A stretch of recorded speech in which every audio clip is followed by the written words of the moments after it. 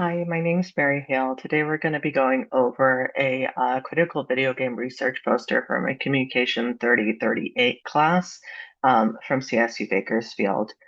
So today we're going to be looking at a critical analysis of King's Quest VI, which is a particularly nostalgic game for me. I've been playing it probably since I was too young to play this game. I didn't have enough understanding of logic. But I just wanted to be told a story, and that's part of why this game has been so nostalgic for me across many years of, it becoming obsolete and reoccurring and becoming obsolete and being re-released and becoming obsolete again.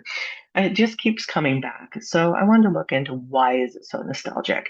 And the theory that I came up with is this really has the power of continuation across 8 games. You follow the lead character Alexander's family. You follow his father, his mother, his sister, him, and Cosima, which is who he is rescuing in King's Quest VI.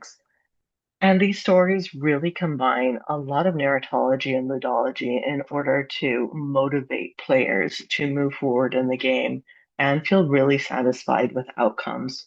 It was so successful, in fact, that it was re-released at least once by Sierra for Windows 95, and it was majorly upgraded, probably inspired in part by Disney's success through upgrading its music, upgrading its narration, and a lot of voice acting.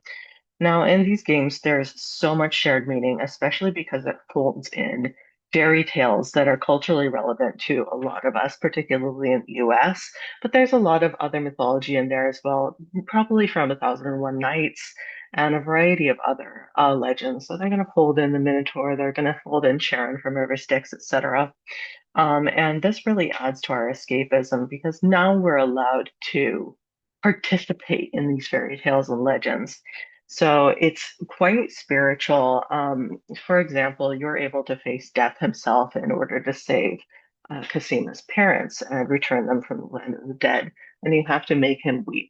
And that's incredibly powerful. That's really the climax of this game. And it's part of what makes King's Quest VI essentially a cultural relic. The way that it's described here is it can be for some an artifact of the past that they want to return to. And I did find that very true, at least for myself. There's so much thought that went into this, so much satisfaction in the puzzle solving. I do find this is really a strategically nostalgic game, particularly through the way that it uses narratology and ludology and spiritualism all in one. Thank you.